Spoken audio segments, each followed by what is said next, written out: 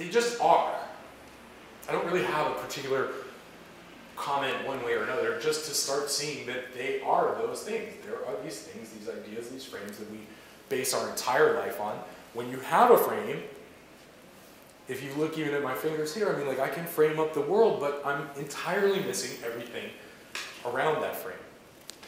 And that's the purpose of frames. Frames are filters. It's a way to start perceiving the world, so you can filter out things that it's just too much. There's too much data. So one of the ways you can start to handle the sheer volume of data is to relax. You know, just relax. What happened? How am I holding my belly? How much tension am I holding in my sex center? You know, which is where we tend to contract, because you know, that's just part of the Judeo-Christian ethic, is like, that's bad, so you hold a lot of tension in your butt. You contract everything. You know, and there's all these weird things that are going on. Well, why? You know, because everybody's like, I'm happy. You know, the craziest part about that is then I see like relationship counselors and stuff. Like, I went to this one thing one time.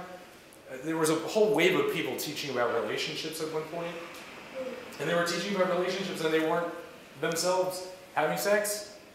I'm like, how are you going to talk to people about, well, oh no, relationship, this is an evolved relationship. Oh, okay, cool. Awesome. Because that's what the planet's having. So you just keep teaching that. Fortunately, they went out of business, I'm happy to say. But that's the, you know, that's the thing. And then, you know, kind of to just summarize, like bring this whole idea to full circle. You guys, how many people heard about the people who got cooked up in Sedona? You hear that story? You heard it? The steam thing, yeah. And you know, that to me is a classic example of like the collision of mythologies. And people say, well, how? You know, literally everybody that I talked to about it, they're like, I wouldn't let that happen. And I said, well, you've never been beaten in the head by a cult. Or you have, but you didn't know it. Because we all have. We're all part of different cults. You just can't. That's part of people co-opting your brain. But that's what happens. But you know, if you can start to see it, you can start to say no. And trust me, if we really look in your psyche, you'd be like, oh, I said yes to a whole bunch of stuff I didn't want to say yes to. Right. That's the studies about that are called obedience studies. And the obedience studies are versions of, you know, be a good girl, be a good boy, sit in the corner, shut up, don't say anything, don't talk, no, you know, keep your hands, you know, there's this pressure to just be obedient. And so when, you know, here I am, an authority figure, I'm standing in front of the room, and I myself, which I've seen over and over again, I'm not saying I myself, I'm speaking metaphorically, but I've seen over and over again where people start to believe their own bullshit. And so these people are standing up in front of the room, and they're like, I'm so amazing, and I'm so incredible, and everything that I do is incredible, and every thought that I have is incredible, and I'm connected to, you know, I'm incredible. Damn it. And I know what's best for you. I know what's best for you, especially. And if only you would live the way I want you to live, then your life would be perfect. Sorry about that. Am I still okay? Okay, cool. So here's this weird thing that starts to happen, which is somebody sitting in a freaking sweat lodge, because that's what you need to get better, of course. You know, but that's cool. I got no problems with that. We're mammals. We're ritualistic. We like rituals. No problem. I'm good with that. Let's go in a sweat lodge. But when I start to believe that the ritual is reality, now I'm in what I call sort of the vast wasteland. The vast, you know, really, those are, and as it turned out they're the killing fields. Because you so believe the bullshit. So here's this guy, I can't even imagine. I just can't even imagine, because I have never, you know, somebody said to me, actually 2 days ago, in Chicago, they said to me, you know what I think, Lawrence? I said, I love those things. I'm like, I got under somebody's skin, yay. Came up to me and he said, you know what I think, Lawrence? I'm like, what? I said, I think you're a bullshitter. That's what I think. I think you're a bullshitter, and I think you know it. I said, of course. That's what, I mean, you can't, I mean, what? That's the whole point of what I'm talking about. You know, it's like, well, but your frames, you're saying blah, blah, blah, blah, blah, blah. And he's like, it's all made up stuff. But some of it is useful.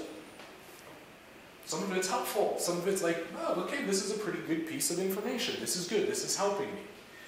Some of it, not so much. And that's really the thing. Like, so as adults, which gets to this idea of spiritual adults, it's like, you get to choose. If it's working for you, I'm all for it. If it's working for you, cool. But what often happens is that people get co-opted into different movements because there's an authority figure who tells you, I have the answers, and I am connected, and I know the truth. I mean, as soon as I started hearing truth, you know, this, the one true path, I'm like, I don't even, I'm like, no. That's not, I mean, really? Yeah, okay, let's see, where do we begin with that? So, you know, they're sweet concepts. I mean, they're very beautiful, you know, spiritual principles. Just not particularly practical, and not particularly practical to 6.7 billion people on the planet. There is no idea that can encompass boundless life. That's where our myths have to be updated. There's no such thing. So you got people walking around, you know, I'm this, I'm this belief system, and I'm this belief system, and both of them have the message, go out and proselytize, go out and spread the message. Well, if you got, you know, 2 billion people with this belief system and 2 billion people with this belief system, they have a different name, but those two things are on a collision course. Of course. And that's what happens. That's the power of these outdated myths. And instead of somebody going like, we're pretty much all, you know, I think, especially, you know, these two ideas were saying a lot of the same things. Maybe we should kind of be more encompassing. No, we'll get rid of the bad people and make this world a better place. So you come to hear these people, you know, here's this guy, I'm in touch with the universe, he goes up and has a sweat lodge because I know what's best for you, specifically. And I don't care that you passed out and you're no longer breathing. I know, and you know, if you're going to overcome things in life, you have to overcome adversity. Dude, you have taken this ritual way too far. Make some people sweat, make some noise, you know, great. Go on out and, you know, it's a ritual. This is a ritual. This is a ritual. This is what we've been doing this for tens of thousands of years. Somebody will get up and say, I have an idea. Some of us will kind of go like, yeah, okay, cool. It's a ritual, it's cool. Just pay attention